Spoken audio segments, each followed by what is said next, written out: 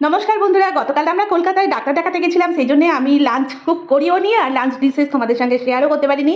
কিন্তু আজকে দেখো আমি লাঞ্চ কুকিং আমার কমপ্লিট হয়ে গেছে। তোমাদেরকে দেখাই কি কি রান্না করেছি। প্রথমে আছে স্টিম রাইস, এরপর স্যালাড। গরমের চোটে দেখো স্যালাডটা আমি সুন্দরভাবে অলসভাবে সাজিয়েছি। কীরকম সাজানোটা হয়েছে অবশ্যই আমাকে জানিও।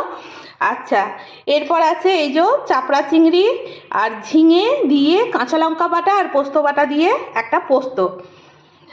আর আছে এই দেখো বাটা মাছও আছে আর কালবোস মাছ একসঙ্গে মিক্সড করে একটা তেল ঝাল। সঙ্গে আছে টক দই আর আমাদের কেন্টের জল।